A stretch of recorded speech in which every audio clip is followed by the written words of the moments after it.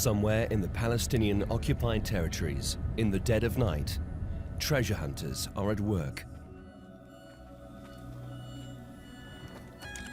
Armed with metal detectors, these looters are searching for relics from the past. Their work is illegal, yet potentially there's a rich reward. Since 1967, countless artifacts have been unearthed and removed from the occupied West Bank and Gaza. The most significant treasures were taken not by freelance raiders, such as these men, but by state-sanctioned archaeologists. Many of the treasures are on display in museums and private collections. Control of the land's cultural legacy is an added point of controversy between Palestinians and Israelis, one that strikes at the very heart of identity and ownership in the Holy Land.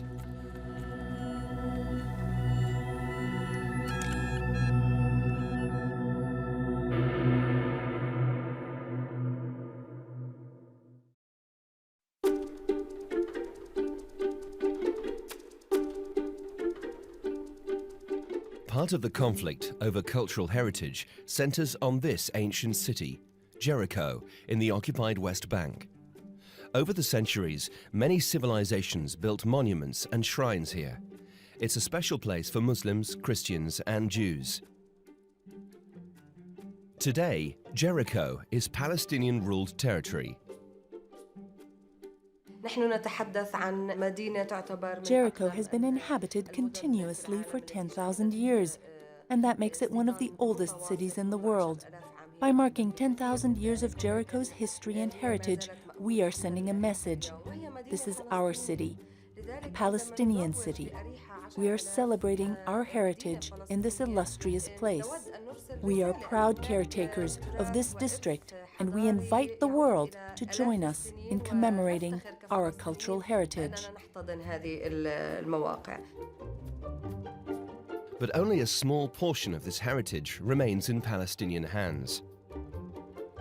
Jericho's most spectacular antiquities, such as these 7th century Umayyad dynasty statues, unique in Islamic art for their depiction of the human form, are housed in this Jerusalem museum.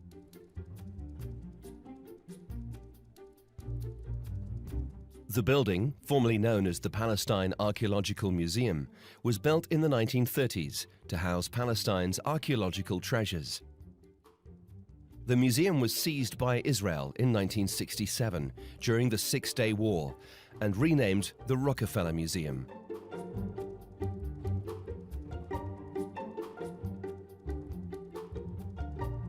Palestinians are demanding the museum and its treasures be returned, and they claim international law is on their side. When Israel comes onto the scene as an occupying power in 1967, they have additional obligations as they've committed to under the 1954 Hague Convention. And those obligations require them to ensure that those artifacts are returned to the territory in which it is occupied. So those artifacts have to be returned, must be returned to the West Bank and Gaza Strip.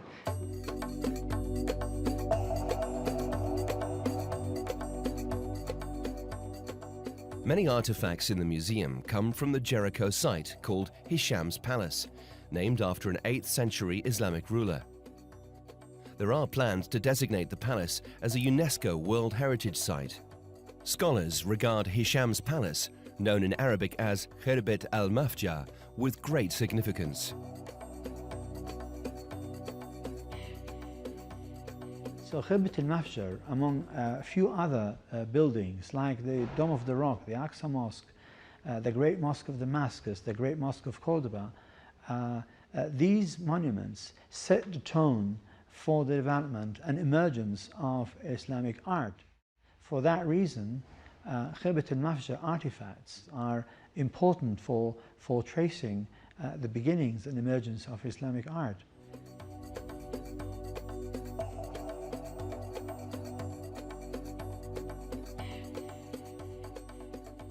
Using 3D computer graphics, the Palestinian Department of Antiquities recreated what Hisham's Palace once looked like. However, hardly any of the statues and frescoes, which make Hisham's palace unique in the history of Islam, remain in Palestinian hands. So that is why it is important for us to have access to these artifacts and finds. And in fact, this is part of our demand that the museum will be returned to Palestinian hands.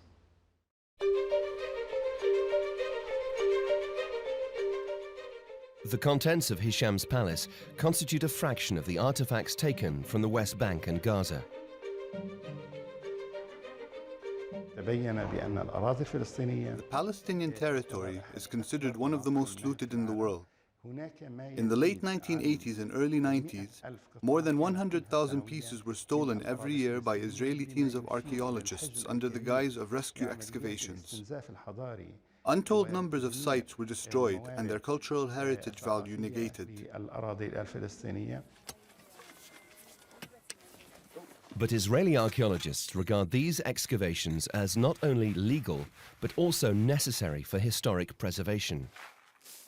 Let's leave aside hundreds of sites that are excavated as part of infrastructure development, which is just the run-of-the-mill. I would say that even under the most stringent rules of the Geneva or Hague Conventions, infrastructure excavations have to be carried out. Someone has to do them.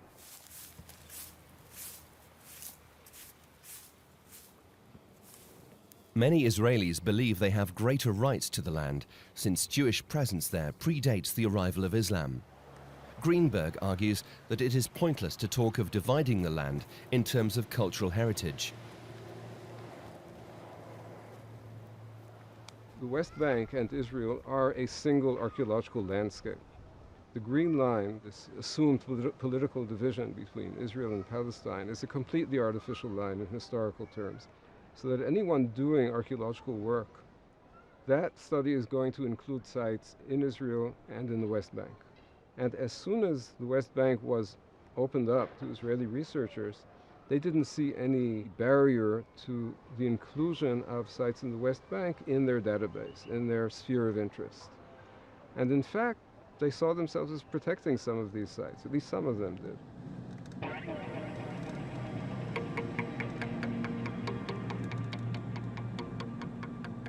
Of all the ancient relics found in the West Bank, the most famous are the Dead Sea Scrolls, now housed at the Israel Museum.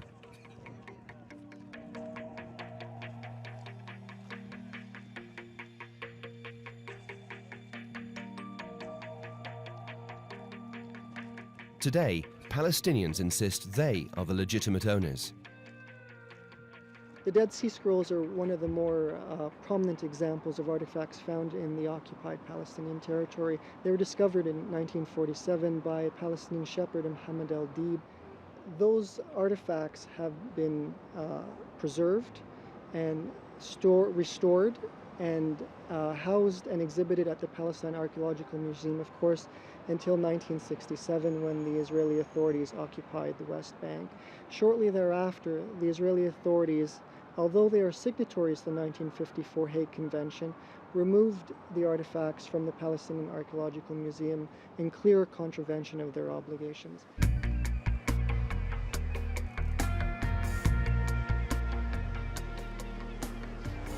The Dead Sea Scrolls are a major tourist attraction, which highlights how the dispute over archaeology is not just political, but also economic.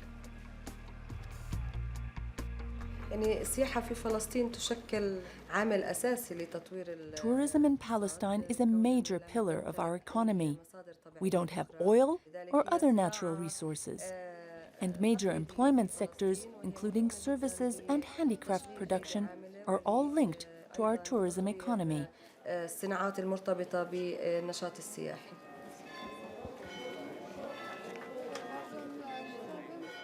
It's not only the Palestinians who believe tourism could fuel the economy of a future Palestinian state. The truth is that the Palestinian territory is an absolute goldmine for tourism, really. I mean, it's probably got some of the greatest sites in the whole of the world. In September 2010, Special Envoy to the Middle East, Tony Blair, visited the West Bank.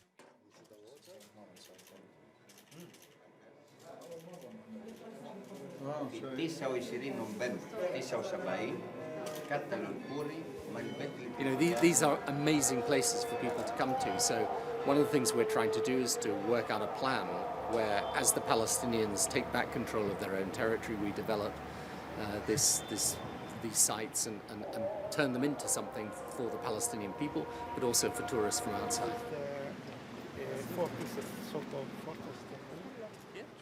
A few weeks before Blair's visit, a new round of direct negotiations was launched between Israelis and Palestinians. From an archaeological perspective, there is skepticism on both sides. There is a talk that the Israelis are trying to keep certain items that they are important for their historical or national interests. Among these are the Dead Sea Scrolls, saying that these are more important to Israelis than to Palestinians. So we need to be vigilant that Israel will not exclude many of these items of returning them to the Palestinians. Members of Israel's archaeological establishment acknowledge that Israel is uncomfortable with the prospect of returning land or artifacts. So when they start to speak about a peace process and they think that areas will be given to Palestinians, the Antiquities Authority makes what is called an operation called to rush and to make a large survey in the Dead Sea area to find now more scrolls, if they are there. Why not leave it? Because they don't want to leave it for the Palestinians if there is a Palestinian state. But what's so wrong that the Palestinian would find a scroll?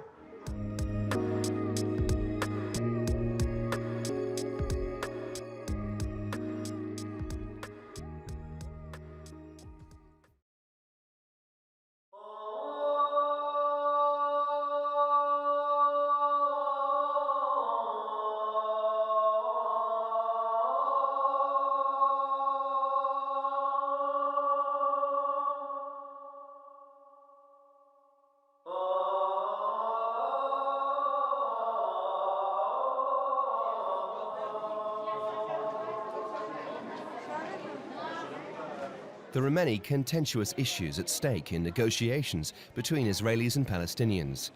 But no subject seems as intractable as sovereignty over Jerusalem. Control over the city's holy sites, its antiquities, and even its history remains as explosive as ever. Welcome to Israel. Welcome to Jerusalem, to the Western Wall and to the Western Wall tunnels. But what is the Western Wall? Where did it all start? How did it all begin?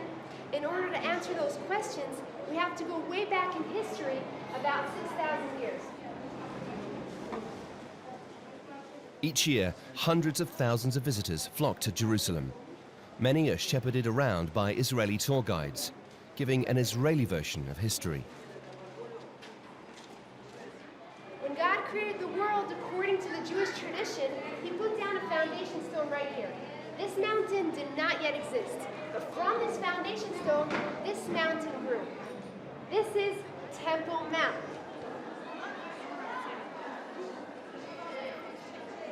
As tourists walk through the underground tunnel, quite literally above them, Palestinians pray in the Al-Aqsa Mosque.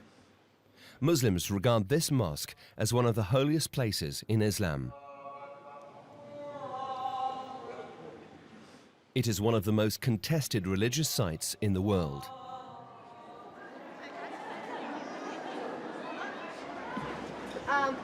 We've been digging for over 43 years now, ever since 1967. So right now, we don't see anything outside. We don't see the Western Wall outside, except for right over here, the Western Wall Plaza and the Southern Wall excavations, the Davidson Center. And we're standing right underneath the Muslim Quarter.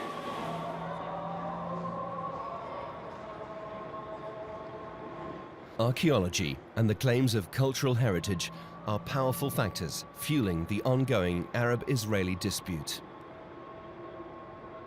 Nowhere is this more evident than in Jerusalem.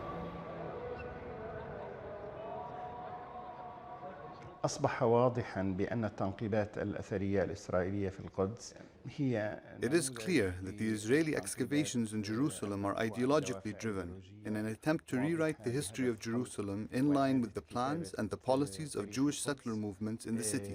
بما ينسجم ويخدم المخططات والسياسات It is an aberration of science married to an ideological movement. Even some Israeli archaeologists admit that it is a bloodthirsty approach. وكما أشير لها من قبل بعض الأثريين الإسرائيليين أنفسهم تمثل نموذجاً دموياً. Israeli archaeologist Rafi Greenberg believes that Jewish religious authorities use religious sites to reinforce their ideology. So you have this special situation, for example, on the Western Wall tunnels, which are controlled by the rabbinate, by the religious authorities of the Western Wall. And they want those excavations to actually support a certain narrative of what the Western Wall means. And insofar as it supports the narrative, they're very supportive. And when it's kind of off to one side, they get a little bit uncomfortable, and and it's very difficult to work with religious authorities on archaeological evidence. It doesn't really; these things don't really mix at all.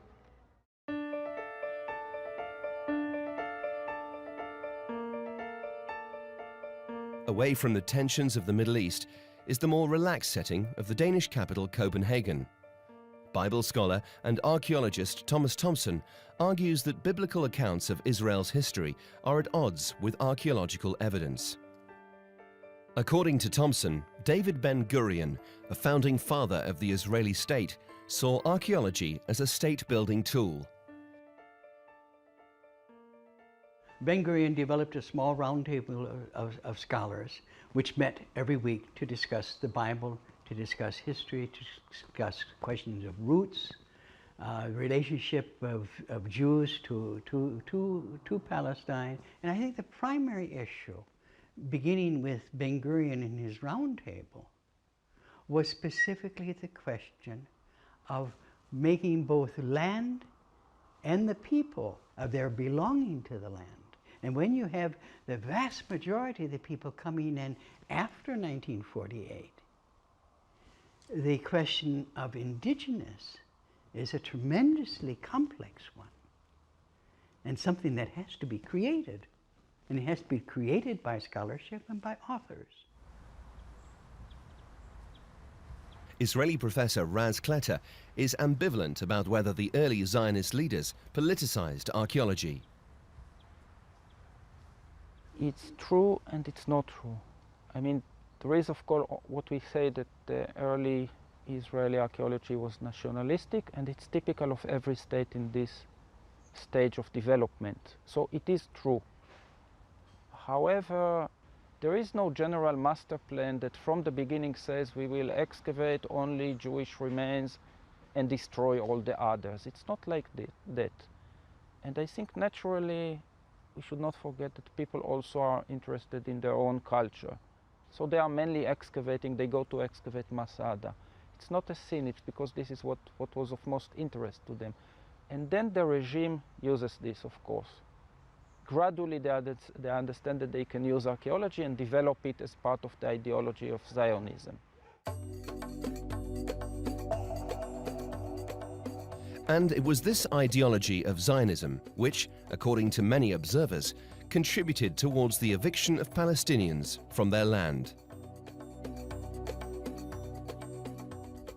When the state was established on a large part of Palestinian territory, there were some 800,000 people who were moved within about a year to a year and a half. And they could be moved and be seen by most of the rest of the world as intruders. After 48, the Palestinians were systematically removed and given Jewish names. It was that successful.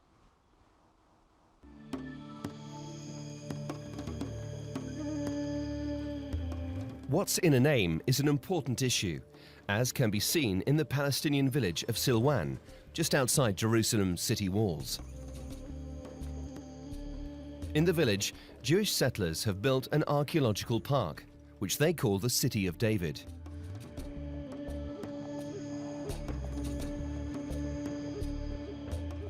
Jonathan Mizrahi is an archaeologist and former employee of the Israel Antiquities Authority. These days, he gives alternative tours to speak out against the growing politicization of archaeology. You come in here, you enter in here, and you hardly see any Palestinian in your tour, actually. You went to City of David. I don't know if you came from the old city, but if you come from the old city, you easily can come to the visitor center. Your tour is very much isolated from the village. And then obviously, you hear the Israeli narrative, you know how it's important to you, you didn't see Palestinians, and the full picture is prepared for you. Okay? Questions? Mizrahi's audience on this tour is a group of Danish students. First of all, I think we are in the heart, almost kind of in the heart of the conflict. We are in the East Jerusalem, Temple Mount, Silwan. It's definitely the area of the heart of the conflict. Archaeology, I think, is a very important tool that's been used to legitimize settlement in East Jerusalem. Silwan is home to some 40,000 Palestinians, but a number of militant Jewish settlers have moved into Silwan to claim their village for Israel.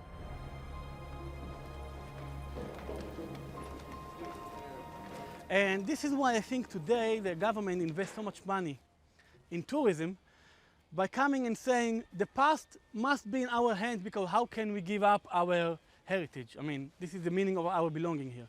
This is the sign, it says City of David. What people don't know, this is also the sign of the settlers organization. They're not aware to the political problematic of this place. The Palestinians, like people mentioned, feel that been taken from them, and a big part that they feel the archaeology took from them. And then archaeology actually, unfortunately, becomes the enemy here. Unlike the Israelis, the Palestinians have not used archaeology to shape their national identity. Palestinians in general saw archaeology and the archaeological sites as part and parcel of the Israeli occupation or the Israeli institution. Most tourists visiting places such as Jerusalem and Bethlehem do so on Israeli tour buses with Israeli guides. They rarely meet any Palestinians.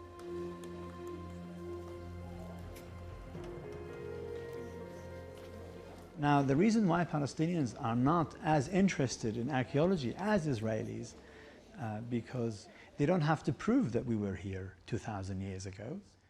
So there is no attempt by Palestinians, and I think to a certain extent by Palestinian institutions, to try to use archaeology as a nation-building tool.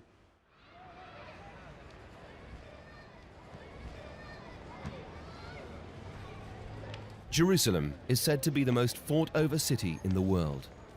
Warring nations and cultures have battled to dominate it for thousands of years. The struggle is very much alive today. There's changing agendas, and we might call these facts on the ground that are changing. You have the West Bank, and we have a discussion of peace talks to give the West Bank back to the Palestinians, and this goes hand in hand with new settlements and hundreds of thousands of settlers that are coming into this land.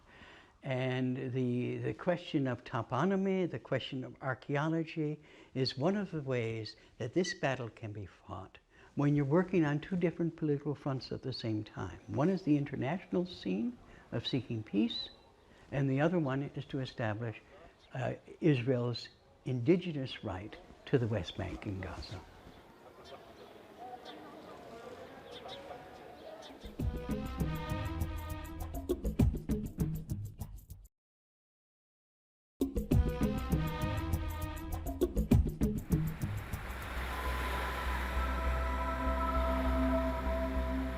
Since Israel's victory in the 1967 Six-Day War, countless artifacts have been removed from the occupied Palestinian territories. Some of the region's most remarkable historic treasures were taken from Gaza.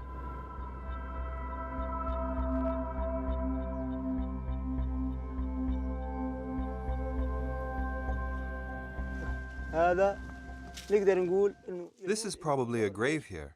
See how you can tell? The earth is soft.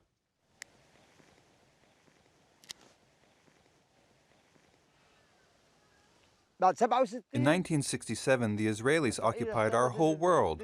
We had access to the West Bank then, and we thought that was a good thing. We were delusional. Gaza has changed a great deal since its conquest by Israel in 1967. But the memory of Israel's 38-year-long occupation is still fresh. Samir Abu Salim has lived all his life in Deir al-Balah, a town in central Gaza. He remembers the day when a prominent Israeli military commander came to see his father, the town mayor. The first person to search for antiquities was Dayan. He came and said, "I want to meet the Sheikh Abu Salim." That was my father. Abu Salim remembers the honeyed words of the Israeli general.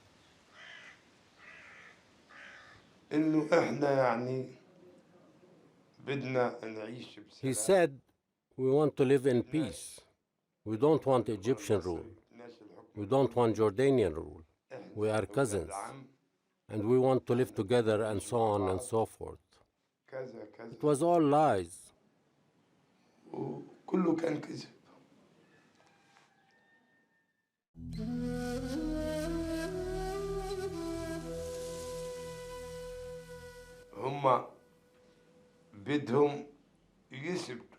It was all lies.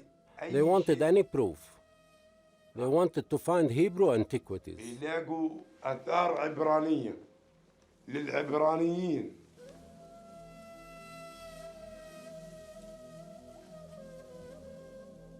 General Moshe Dayan was an Israeli national hero, a victorious military commander who served as Israel's defense minister and foreign minister. People in Israel still have a common view of him as a hero who is, fighting the bureaucracy and saving antiquities.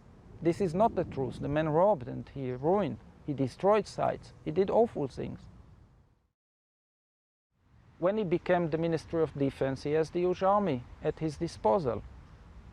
And it's like a private kingdom of his. So soldiers started to speak about it. And there are scandals, but the matter is hushed. So it gets to the Knesset and parliament members attack him. But he is immune. He is a Knesset member, he is a big boss. And of course he lies about it, or it's not that he lies, he tells half-truths. So he tells, "I didn't steal for myself, it's for an Israeli museum." But it's not exactly true. And he has collaborators among the archaeologists who run with him, and they get something in return. Among the most important finds that Dayan looted from Gaza were anthropoid clay coffins like these. Over 3,000 years old, such artifacts are unique to the Canaanite and Pharaonic civilizations, which dominated the region at that time.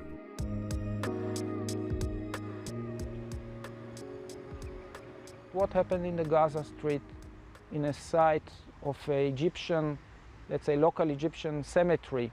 And what happens is that a local Palestinian finds it and begins to rob it. Dayan hears about it. So he arrives to the scene and he collaborates with the Gazan person, and together they rob it. He pays something to the person and he gets the antiquities. On a dirt road in Deir al-Balah, the son of one of the Palestinian tomb robbers who cooperated with Dayan remembers the Israeli general. Dayan was at his peak, a victorious man. He had just defeated the Arabs. Abdel Nasser, Tlas, King Hussein. He was spreading his muscles and he was arrogant.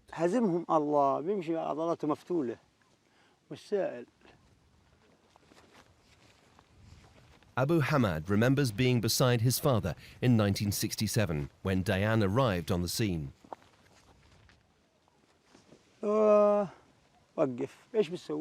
Stop.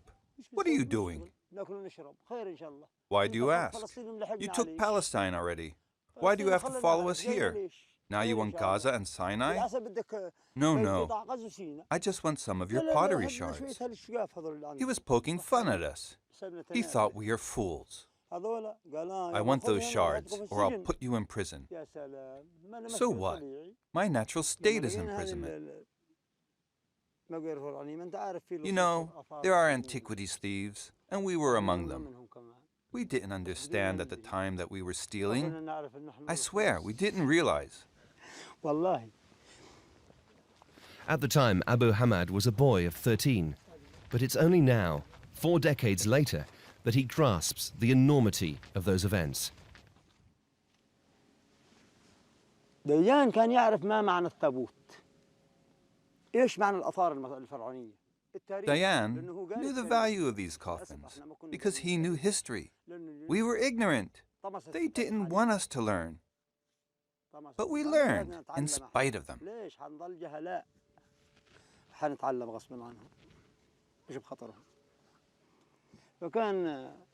When we would find something, my father would say, "Call that fool Diane." But in reality, we were the fools. كنا احنا الهبل احنا الأغبياء.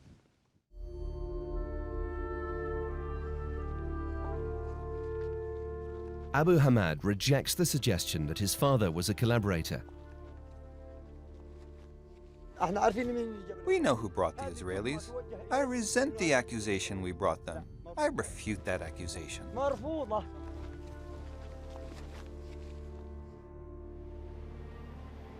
Dayan had an insatiable desire for antiquities. His collection found its way into Israeli and foreign museums. On his death, Dayan left his private collection to his second wife, Rachel, who sold it in 1986 to the Israel Museum for $1 million.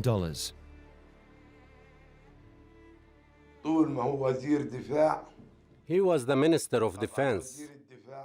He was the highest-ranking military leader in the land. He ordered his generals to bring him any artifact they found. When the military was about to release a prisoner, or when anyone applied for a permit, they would say to you, "Go, get me some antiquities."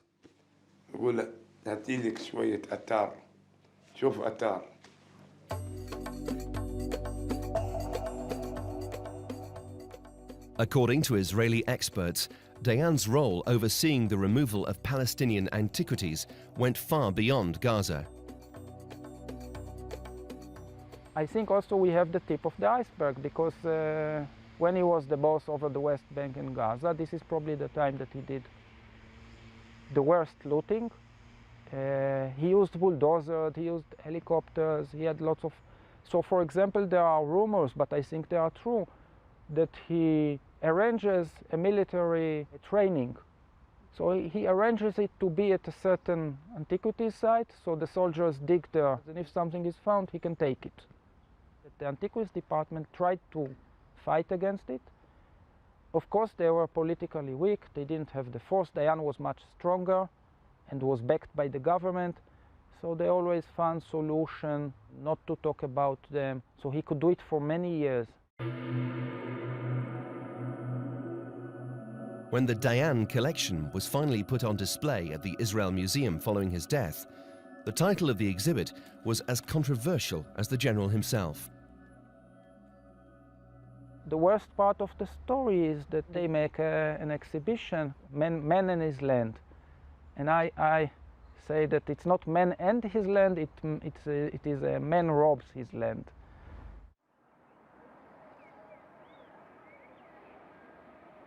But Palestinians feel it was their land that Dayan robbed.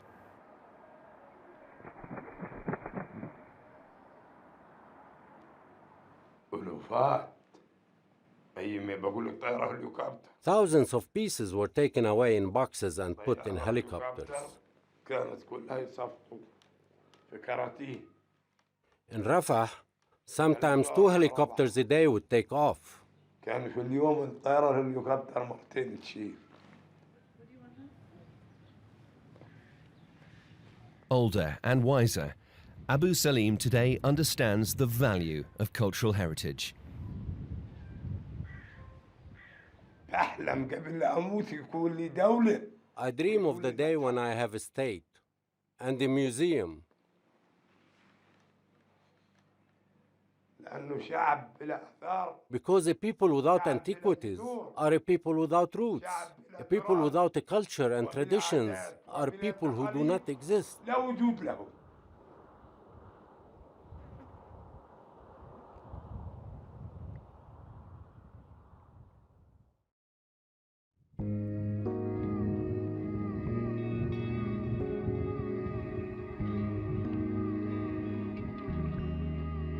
Across the land historically known as Palestine, archaeological finds stretch back to the dawn of human history.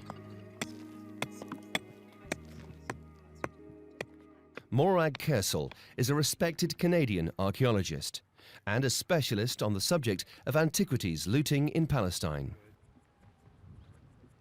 You know, that's like a precursor to the trade in antiquities was the trade in relics that was sanctioned by many of the churches in the area. And it's, you know, it finds its origins in the relic, you know, from Helena and Constantine, you know, and it finds itself in the relic gathering. There have always been people meeting that demand. Kersel's research focuses on antiquities looting in the occupied Palestinian territories over the past 40 years. Cultural heritage is really at the forefront of many states' political consciousness. In the 1990s and the late 90s, after Oslo, the Palestinians actually passed like an ordinance or something where they made it illegal, because they had a problem with looting and they recognized it, and they were working with the Israelis to protect the borders. And so they passed something like a local legislation to say it was illegal.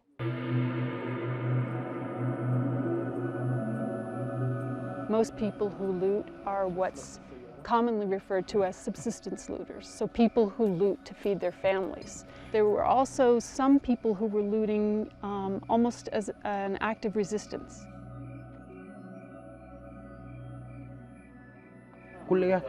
These are all taken from tombs, never from homes, only from tombs.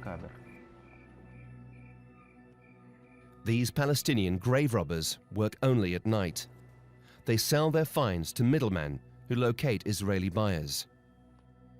They allowed us to film them, as long as we did not show their faces.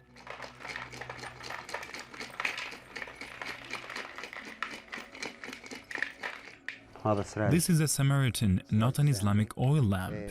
It's the same idea. Oil went in here, and here are the burn marks. You can still see them. This is from the Islamic era. We get them from the Sebastia area. It was inhabited through the ages by many civilizations. It's not like the Israelis claim that the land is only theirs. Reality is different.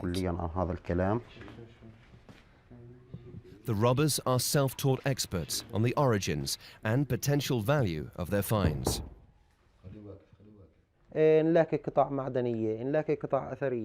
We find artifacts and we sell them to traders, who buy them and then sell them to the Israelis.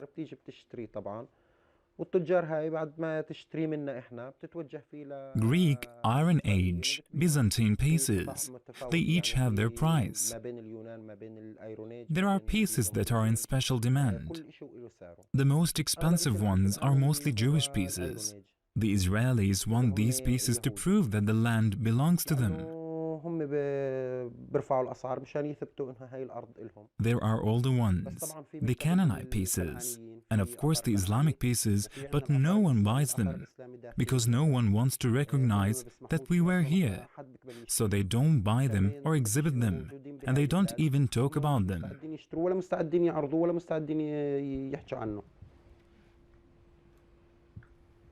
For archaeologists, looting renders even the most impressive pieces practically worthless. When we excavate, it is of ever-increasing importance to have the finds in their proper context. I have to find those things in their proper location. It doesn't help me to find the cooking pot in a shop, even if it's a wonderful Bronze Age cooking pot with the remains of a meal in it. because I have no idea where it was in the house. So the story I want to tell about that Bronze Age house is entirely dependent on my discovering everything in its place. Many archaeologists believe Israeli laws concerning the sale of antiquities are contradictory and seemingly illogical. There's an anomaly in the Israel antiquities law. Before 1978, it was legal to sell antiquities. After 1978, it remained legal to sell antiquities, but not to obtain them.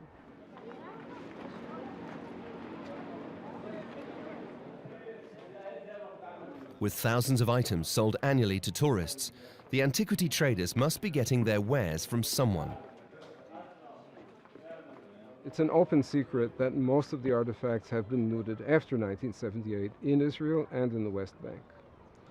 And it is impossible for the authorities to actually provenance the finds and prove that they are looted artifacts. Only rarely do they catch the looters in flagrante. With political and military issues dominating the agenda, few are surprised that the Israeli or Palestinian authorities don't make a priority of stopping the illegal trade in antiquities. It's not a priority, and I'm not suggesting it should be, because there are greater issues at stake here, but there just aren't enough people in either in Israel or in Palestine who are dedicated, from the police or the border patrol or the customs agency, dedicated to that. So.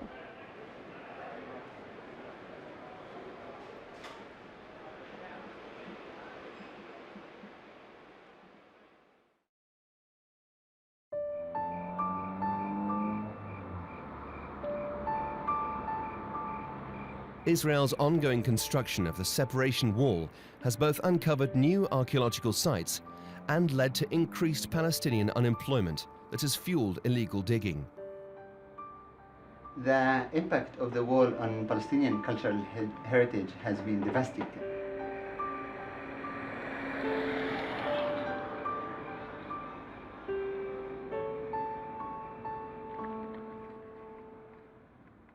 The confiscation of some 10% of the land area of the West Bank, and naturally this area includes many major archaeological and historical sites.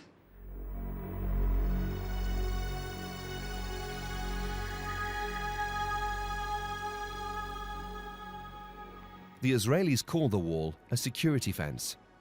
The Palestinians call it the apartheid wall. The United Nations calls it a barrier. Whatever the name, Palestinians claim the construction of the wall has led to an explosion of looted cultural artifacts. The wall is built in the West Bank, which is occupied area. It's not even built on the Green Line. It's built within or inside the West Bank, and all these sites, are supposedly Palestinian sites, and the Israelis have no right as an occupying authority to excavate in an occupied land like the West Bank. But they are doing that not on an individual basis, not on singular basis, not just one site, but they're discovering hundreds of sites, excavating them, looting the antiquities, what they call recovering them, and taking them to Israeli collections.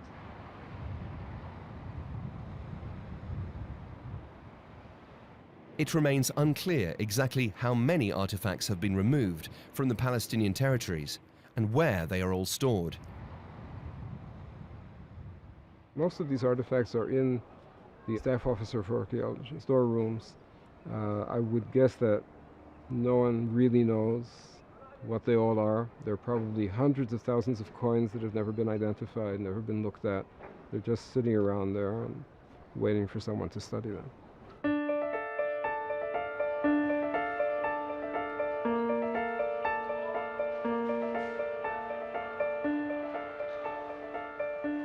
But many artifacts find their way into the shop windows and store shelves of the marketplace, where they are sold to tourists who flock to the souks in places like Jerusalem's Old City.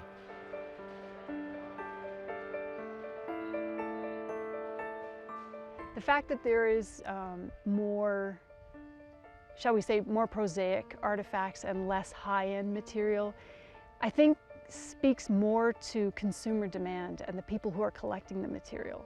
And that's because it's mostly tourists who want to take home some sort of memorabilia from their trip to the Holy Land.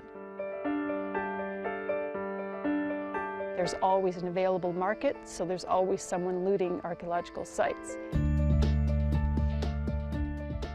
Archaeological issues were included in the negotiations that led to the Oslo Peace Accords, signed between Israelis and Palestinians in 1993. But almost 2 decades later, the vast majority of the historic treasures from the Palestinian territories remain under Israeli control. Archaeology has increasingly become a weapon used to promote political agendas. While some are conspiring to strip the land of its heritage for simple economic gain, for most Israelis and Palestinians, control of the relics and ruins of the past are a crucial element in the struggle for possession of the Holy Land.